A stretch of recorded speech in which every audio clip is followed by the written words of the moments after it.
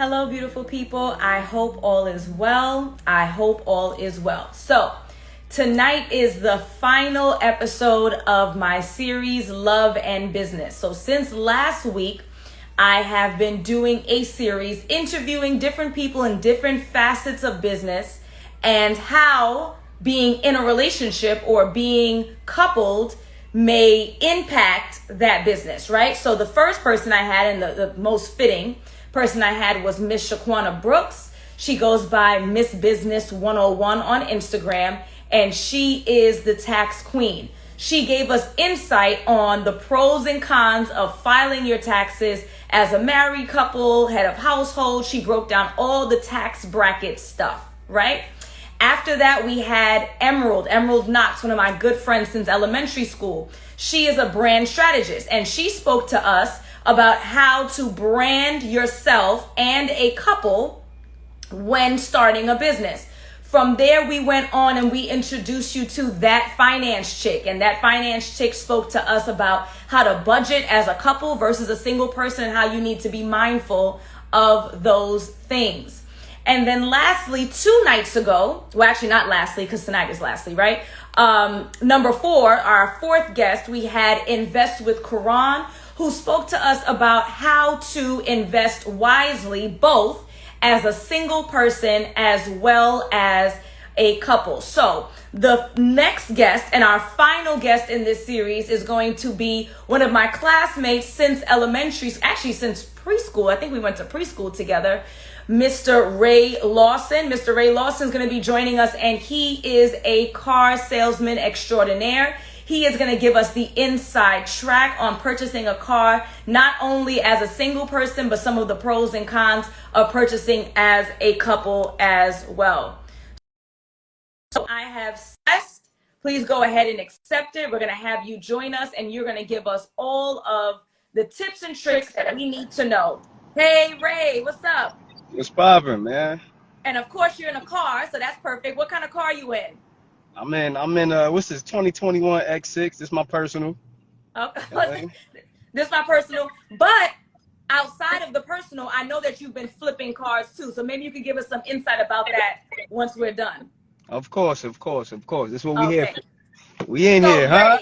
Ray, give us some insight. Who are you? What do you do? Tell us all the details. So first, I want to say thank you. I mean, like this been a long time coming, but we go back to motherfucking. Oh, excuse my French. Sorry about that. We go Be yourself. We go back to pre-K, like you said.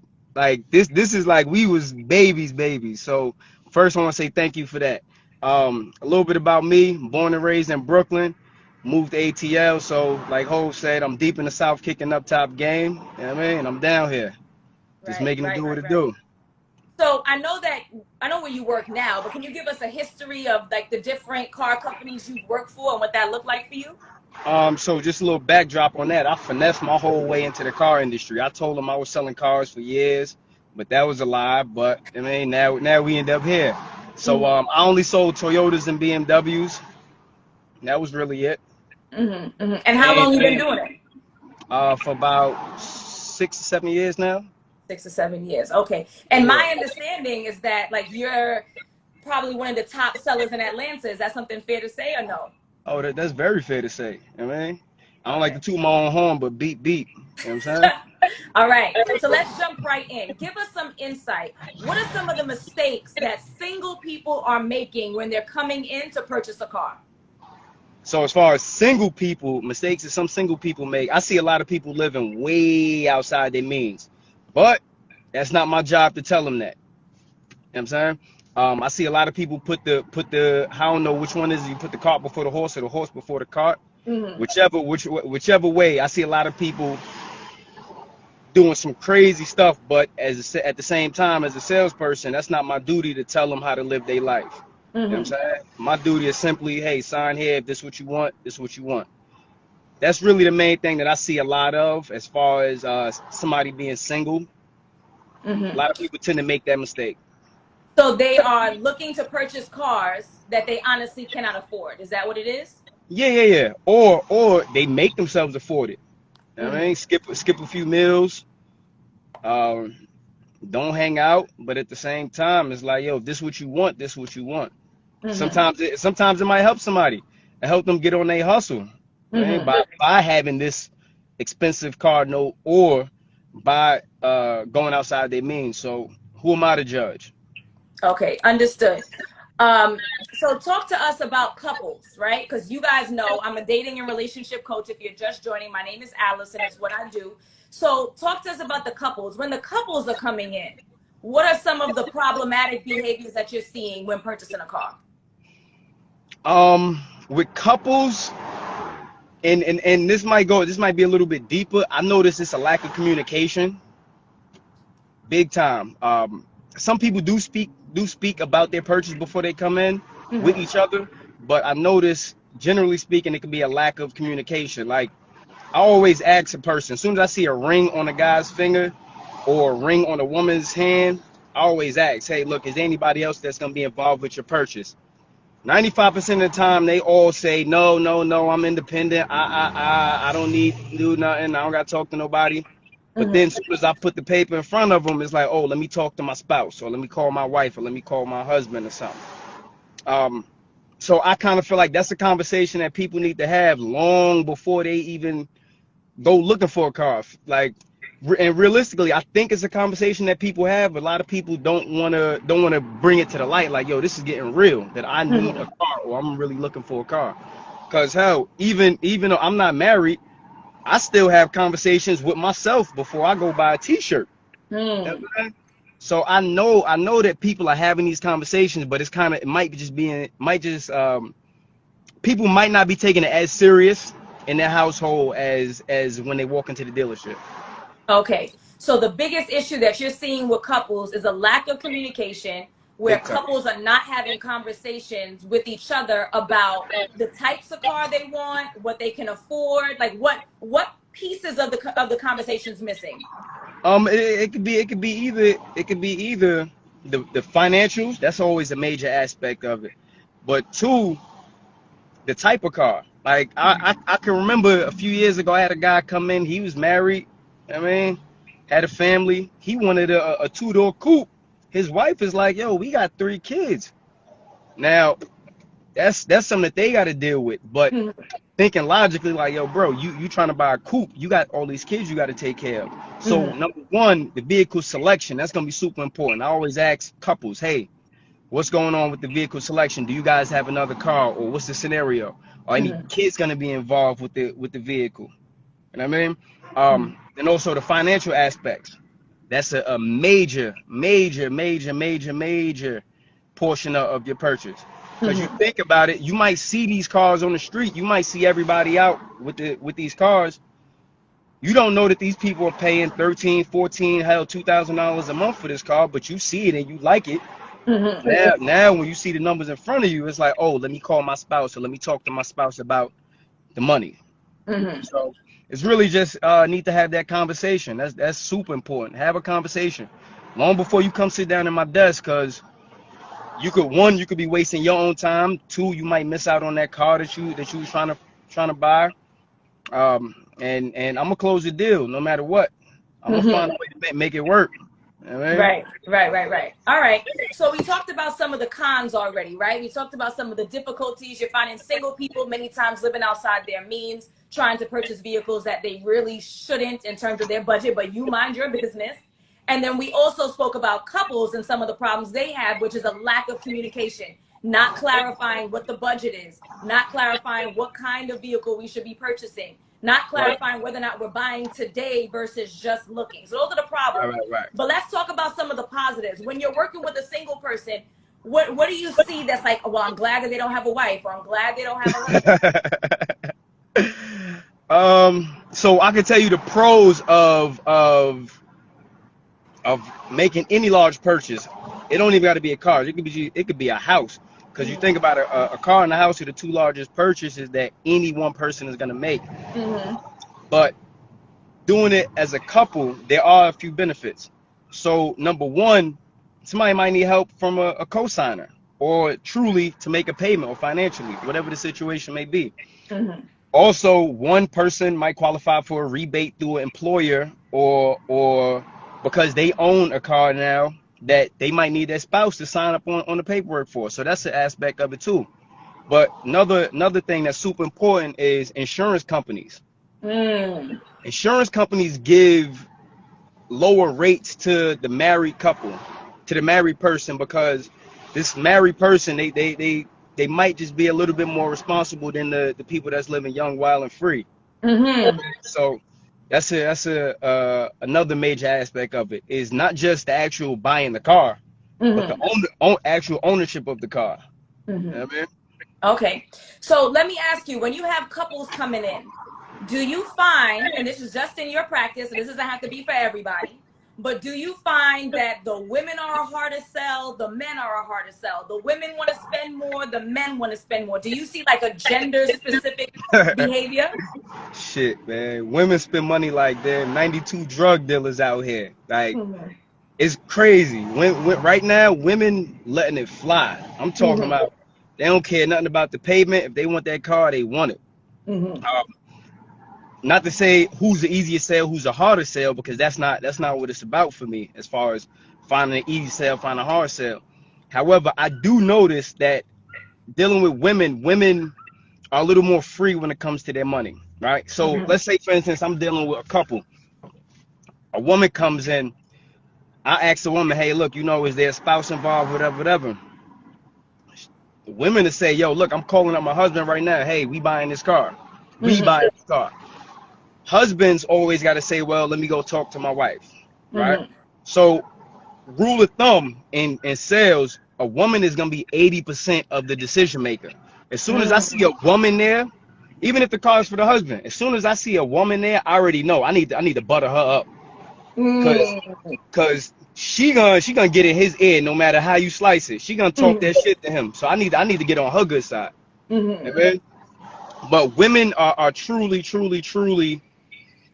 the spenders out here, and I appreciate them. I mean, big time. I appreciate the women, because women come in, they buy what they want, they keep it moving, no headaches. You know what I mean? And another thing too, the whole I haven't gotten this in a while, but in the past, a lot of women was kind of afraid to come in and buy a car. They thought, oh, somebody's trying to take advantage of me because I'm a woman. Like, no, that's not the case. So I actually had a crazy situation where a client bought a guy up there and just bought her gay best friend. Like, he ain't know shit about shit. You know what I mean? Like, if you're gonna bring somebody up, bring somebody who knows something. But the day of somebody trying to finesse women, that's over. Like, for real. Nobody trying to finesse a woman. Nobody trying to finesse a woman for nothing.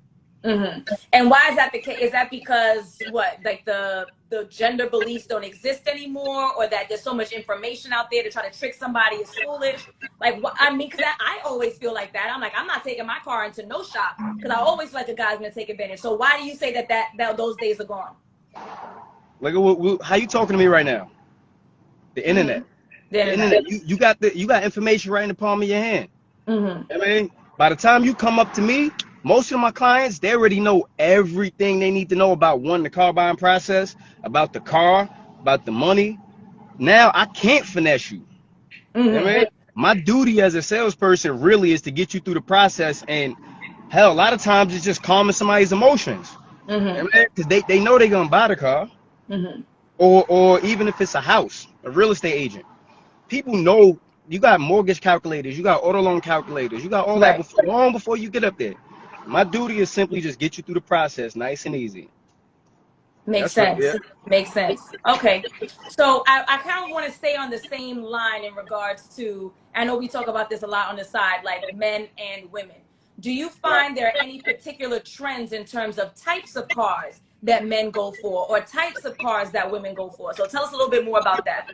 Oh, yeah. That's as soon as I see somebody come up to my dealership, I've been doing it for a good enough time that I could smell. Like, as soon as I talk to the person, I know, this is the kind of car he want. Women tend to look they tend to look at SUVs, funny shaped SUVs. No. What's a funny shaped SUV? like a crossover vehicle, like a Okay. X4 or Mercedes GLE Coupe, or I mean, small SUVs, things like that, things of that nature. As far as guys are really all over the map, man. A guy could come in and a guy could look at a little sedan, or he could look at a big SUV. But women I see right now are really gravitating towards the small SUVs. Okay, that makes sense. That's probably something in alignment with like a Napoleon complex. Like as women, you want to be in a vehicle that's slightly bigger. Maybe not something outrageous that's difficult for you to maneuver, but something a little bit bigger. So that makes sense. All Yeah. right, talk to us about financing. What are some of the difficulties that you're seeing that folks are coming in with? I know that you're the sales, you don't do finance, but I'm sure you're in that So conversation. I was actually a finance manager at one point. So Okay. I can actually talk to you a lot about that. As far as what I see, I deal with a wide array of credit. So it could be somebody coming in with a 400 credit score all the way up to 800 credit score. You know what I mean? One thing that I am noticing a lot of, which is a good thing, especially in our generation, a lot of people are a lot more aware of their credit. You know what I'm saying? Even if it's just through Credit Karma, which is not 100% accurate, I do see a lot more people are aware of their credit, which is a beautiful thing. Because at one point, people would walk in and not know shit about their credit. They wouldn't know their credit score. They wouldn't know their history. So that's a beautiful thing that we as people are starting to understand that we do need credit. And all right, cool. So what else? Because it's not only credit, like there's a whole algorithm when making these kind of decisions with financing, right? Yeah, it definitely is. I always tell people I'm not the bank, but I can look at your credit and I can understand how a bank will perceive your credit. So for instance, you never had a car loan, right? But you had a bunch of credit cards and you had them for some time. A bank might say, yo, you know what? Yeah, we're gonna give him a loan. Because historically he's been shown to pay his credit cards. Yeah. Now another big thing that I am seeing is hold on, it's a helicopter going over. Another big thing that I'm seeing right now is a lot of people authorize users on somebody else's credit cards. Banks see that. So let's say, for instance, you was an authorized user on somebody's credit card for the last 5 years. It's actually going to show on your credit you are an authorized user. So does it really help when trying to get a car? Not really. When you're trying to get a Bloomingdale's credit card, yeah, that's gonna help out a whole lot. But trying to get a car or a house, nah, not really. What about debt to income ratio? How does that play a role? So DTI is a big factor. I mean,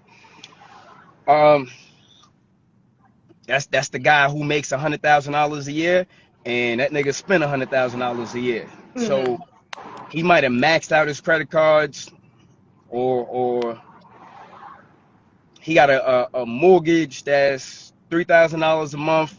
He already got a car note that's $500 a month. Banks are automatically, they're gonna assume that you pay no matter what you put on this application. Even if you say you live with your relatives and you pay nothing for rent, they automatically gonna assume $500. So that's $500 off your monthly income, right? Realistically, that's gonna affect your credit big time as far as your DTI, your debt to income ratio. Thus, a bank might look at it and say, all right, this guy taking on too much. I don't want to give him a loan. Or they may say, you know what, this person, he's wide open. I mean, he got good debt to income. How about we will grant him a loan? Him or her a loan. Right. So what about but now that's where the cosigner comes in. So let's say somebody is married. Once I see this a lot as well. A husband might have everything on his credit report. He might have the house, the mortgage. He might have the cars. He might have everything loaded up on his credit report, but the wife has nothing. So that's a good scenario. Hey, baby, I need you to co-sign. That way we can get this. We can get this house, or we can get this car, or whatever it may be. Okay. So you know what? You're going to take me a little bit of a different direction. I know you already established you are the salesman. It's not your responsibility to be the therapist or the financer, right? Right. However, do you ever see scenarios where you're thinking, yo, this chick better not co-sign, or this dude better not co-sign? Like, can you tell some stories around what you've seen like that? Oh, that I see some crazy shit. So the co-signing thing, once again, it ain't my duty. That's not my job to tell somebody don't co-sign or don't or not co-sign. But I can tell you a story. I'm gonna take you back a little bit. So my mother told me when I was a kid, she was like, "Yo, you never co-sign for anybody, right?"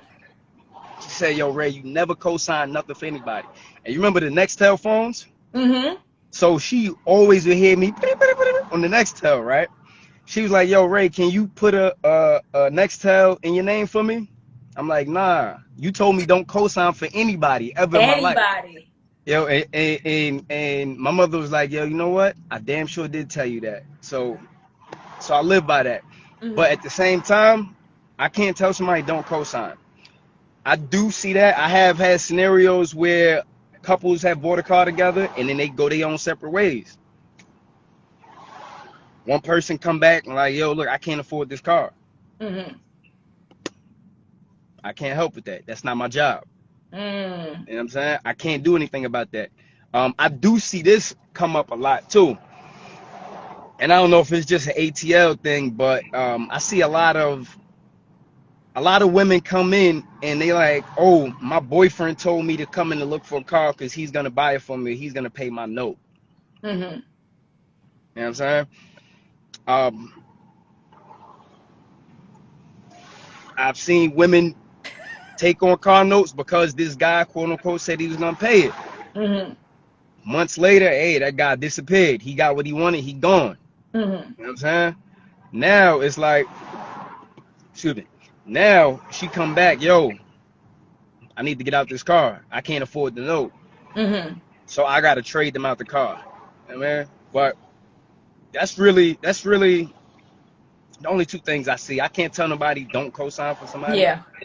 I can't. That's not my job. If you want to co-sign for somebody, you can all day. Right.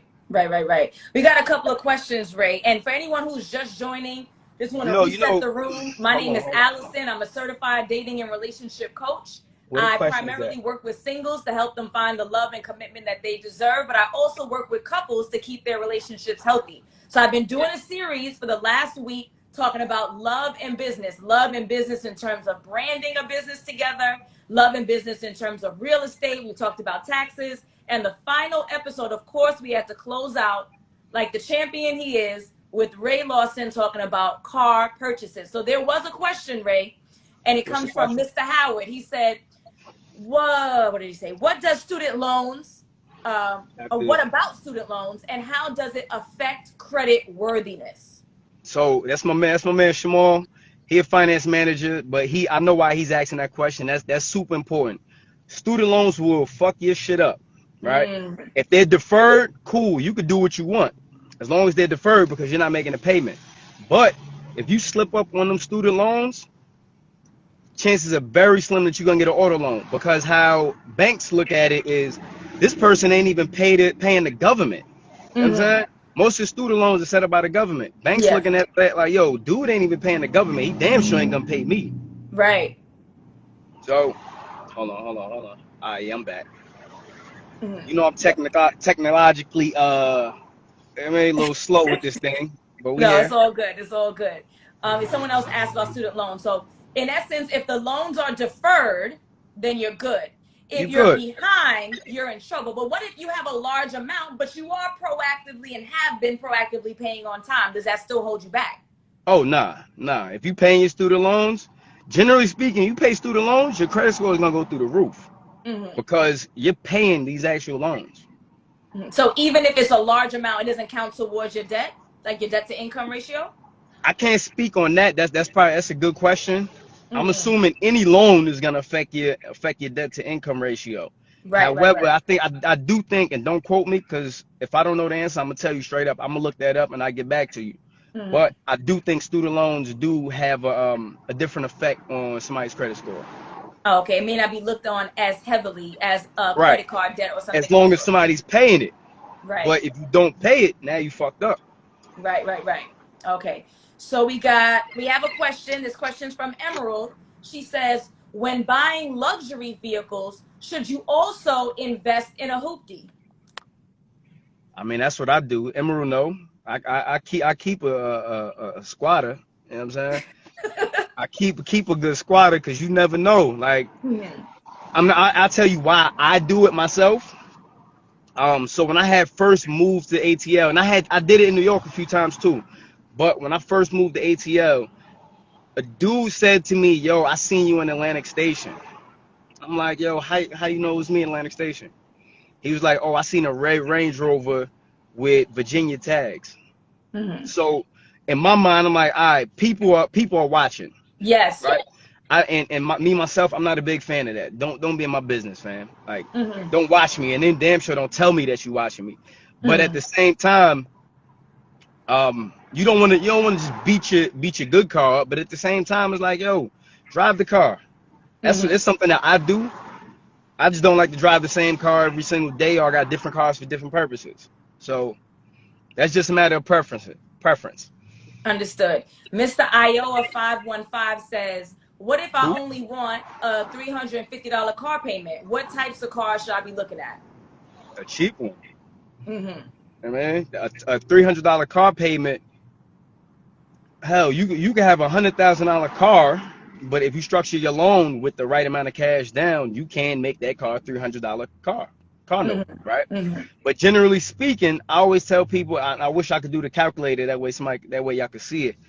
If you divide $15,000 over a 72-month period, whatever that math is, that's whatever that math works out to be is what that math is gonna be. But once again, that's not including your taxes, that's not including your interest. Your interest is gonna be determined based on your credit score.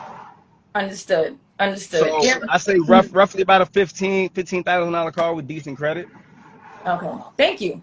That was a very straightforward answer. Someone asked about breaking leases early. What are the rules, if there's any specific rules, around breaking leases early?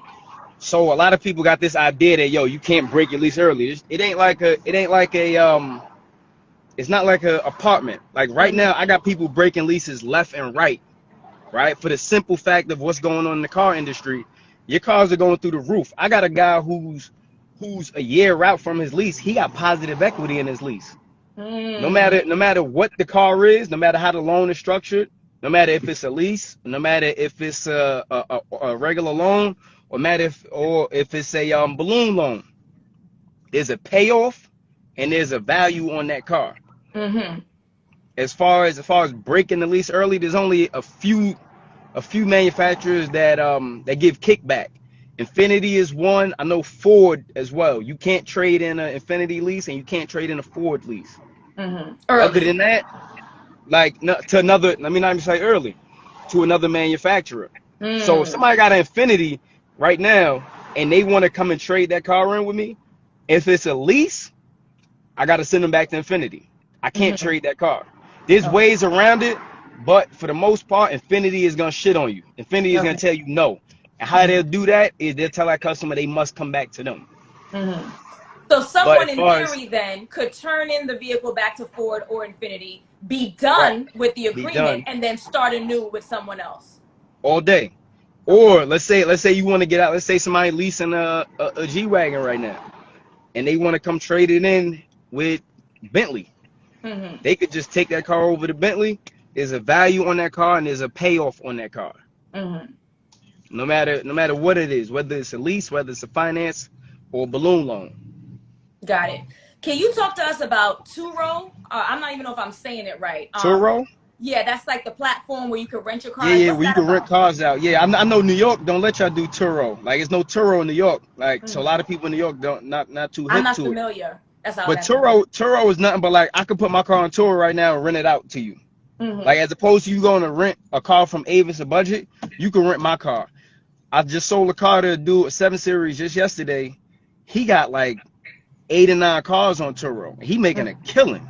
You know what I'm saying? So that's basically the money coming back to the people now. So let's talk about making a killing, because I know that I don't know. Well, you tell me if you can't say this on the screen. I don't know. I'm not telling you how much money I make. No, hell no, I wouldn't ask you. I'm not stupid. I can Google it.